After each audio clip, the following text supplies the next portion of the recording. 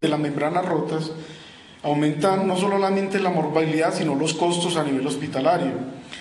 Todos sabemos que el amnios es más resistente que el corion, y esa interfase se puede romper produciendo una descarga que muchas veces hace que la señora se confunda si salió líquido o no. Entonces vamos a intentar presentar este caso clínico, que es un caso real, pero realmente tiene cosas que es como para tratar de ponerlo un poquitico más académico. Es una paciente de 18 años, en su segundo embarazo con antecedente de tabaquismo, solamente pongo lo positivo, con antecedente de parto pretérmino a las 34 semanas en el embarazo anterior, con una endometritis postparto. Actualmente con un embarazo gemelar biamniótico bicorial de 26 más 4 días por FUM y ecografía. En el primer control prenatal en la semana 12 se le detectó y recibió tratamiento para infección urinaria por E. coli. En segundo control, en semana 16, recibe tratamiento de vaginosis bacteriana. En tercer control prenatal, en semana 20, se descartó una diabetes gestacional y los fetos están creciendo en percentil 25 para el feto 1 y percentil 15 para el feto 2. Narran líquido amniótico normal para ambos sacos. Entonces la paciente llega a urgencias porque al levantarse relata salida de líquido a nivel vaginal en forma espontánea, sin olor específico, con antecedente de una relación sexual el día anterior que no presentó ningún sangrado. Consulta 12 horas después de dicho episodio. Al examen físico es normal en urgencias, una presión arterial normal, pulso normal y no presentaba fiebre. Cardiopulmonar normal, una altura uterina de 28, no hay actividad uterina, una frecuencia cardíaca normal para ambos fetos y un tono uterino normal. Se realiza especuloscopia, que es reportada como negativa, para salida de líquido por el cervix. Se realiza test de nitracina, que es positivo, y test de arborización o helecho, que es negativo.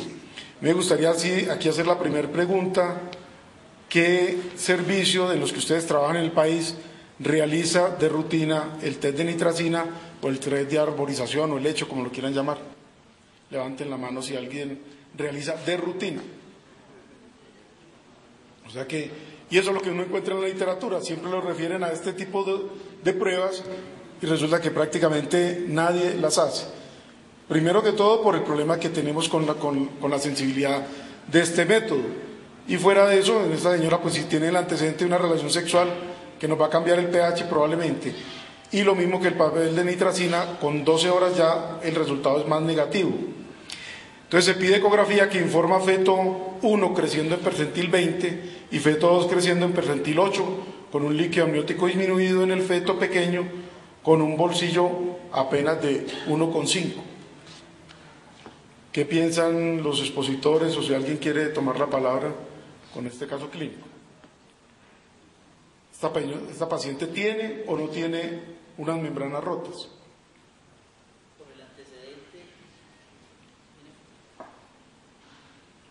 llama la atención el antecedente de una relación sexual y después una descarga vaginal con todos los test positivos y solamente la nitracina, que te da una tasa de falsos positivos bien alta. Yo pienso que esto puede ser un RCIU selectivo que está mostrando ya sus primeros indicios por vía ecográfica. Exacto. ¿Qué otro examen podemos hacer para comprobar eso, doctor? ¿Qué piensa alguien más? Un Doppler. ¿Listo? Podría ser el Doppler, ¿no? Ya hablamos de esto, el antibiótico profiláctico, los tocolíticos profilácticos, que ya lo comentamos. Algo interesante es que en vista de que es un embarazo múltiple, ¿se utilizaría o no se utilizaría ese tocolítico profiláctico por mayor riesgo? Pero tocolíticos profilácticos, si no ha repetido actividad, no tiene indicación. Exacto.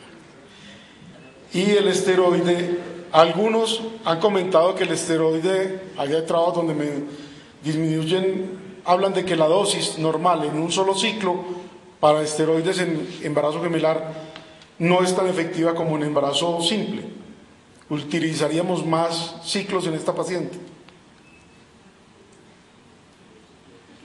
¿Alguien más? Yo personalmente no uso ni siquiera el primero, porque tengo que definir el diagnóstico si tiene RPM o no, y tengo que saber cuánto está la cervicometría de esa paciente.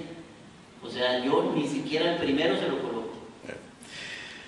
Si llegamos a hacerle un examen invasivo, como es el colocar el azul el índigo carmín, perdón, el colorante azul, se utilizaría utilizarlo en ambos sacos o en un solo saco, en el saco disminuido.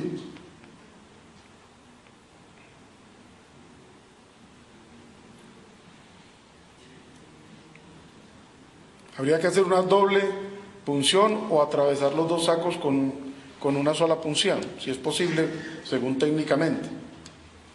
Yo no le haría endocentesis tampoco. No, pero llegando a que quedamos con la duda después de todos los exámenes y de pronto que el Doppler sea normal, digámoslo así. Por lógica uno pensaría el saco disminuido, pero la lógica no es la realidad, ¿no? Y además que por ecografía el líquido amniótico normal no te descarta ni te confirma. Así sea del saco, pero estamos del saco íntegro. Poniendo a dos funciones al 0,3%, estamos en un 1% de riesgo de una pérdida de embarazo por función. El examen, o sea, desafortunadamente cuando el diagnóstico es evidente de membranas rotas, el manejo es como lo expusieron anteriormente los expositores. Pero el problema es cuando tenemos la duda y cuando creamos morbilidad por tener un diagnóstico incierto. ¿Alguien en el público ha tenido experiencia con el manejo de Amniosur? Amniosur es un anticuerpo monoclonal contra la proteína, la microglobulina 1 placentaria, con un anticuerpo marcado con una tintura de yodo, que hablan de una sensibilidad del 100% y una especificidad del 99%. No está en nuestro medio, en la Clínica del Prado ya hicimos algunos estudios, apenas nos regalaron 10 muestras y es bastante buena. Quisiera saber si ustedes tienen alguna experiencia porque nos podría limitar mucho la necesidad de hacer índigo de carmín. Si alguien tiene alguna otra pregunta de otro tipo o continuamos con el otro caso clínico.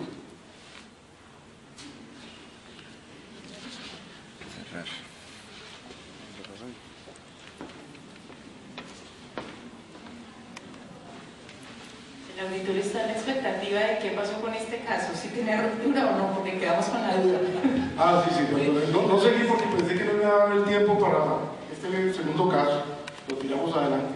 Este bebé nacieron luego de un periodo de latencia de 15 días. Curiosamente empezó actividad espontánea y decidimos terminar el embarazo por criterios sospechosos de infección.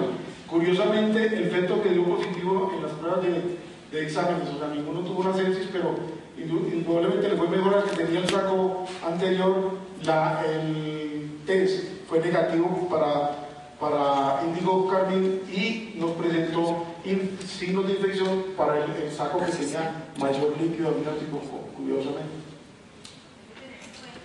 Hay que tener en cuenta que de por sí la restricción de crecimiento intrauterino es un factor de riesgo para ruptura prematura de membranas porque la hipoxia, ¿no?, puede desencadenar toda la cascada de enzimas catabólicas que pueden degradar las membranas coloamnióticas.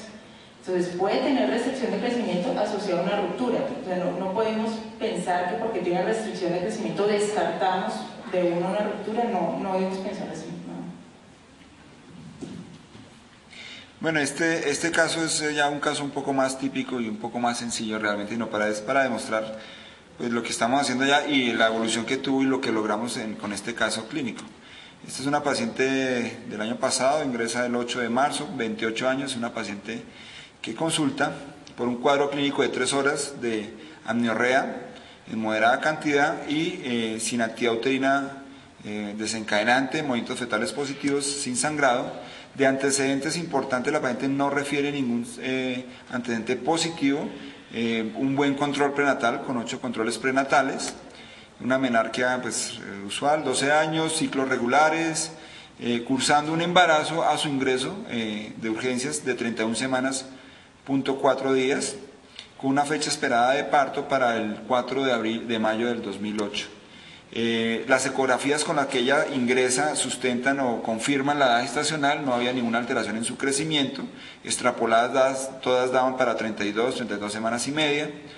El examen físico de ingreso, una paciente con signos vitales estables, no había ningún signo de respuesta inflamatoria, una altura de 31, un feto no taquicárdico, la madre no estaba taquicárdica, a la especuloscopia se le confirma la evidencia de salida de líquido amniótico, se le hizo tacto, aunque pues obviamente es una de las conductas que no debemos hacer, es un cuello posterior, corto, blando, cerrado, y se hace un diagnóstico de ingreso de ruptura prematura de membranas pretérmino de 5 horas de evolución, una primigestante y un embarazo de 31.4 semanas confirmado por FURI por ecografía. Se instaura su plan de manejo, ingresa a la unidad de medicina materno-fetal, el manejo ya propuesto de eritromicina vía oral cada 8 horas, 500 miligramos, ampicilina 1 gramo cada 6 horas, se le hace su esquema de madurez pulmonar, 2 dosis de betametasona, inicialmente su primera dosis, y se los solicitan los paraclínicos instaurados para este caso, cuadro hemático, PCR, parcial de orina urocultivo, monitoría, ecografía obstétrica. ¿Qué se obtiene en primera instancia? Un cuadro hemático completamente normal, sin leucocitosis, neutrofilia, una PCR considerada para nuestro laboratorio en límites normales, un parcial de orina normal y el urocultivo reportado este parcial de orina negativo a las 36 horas.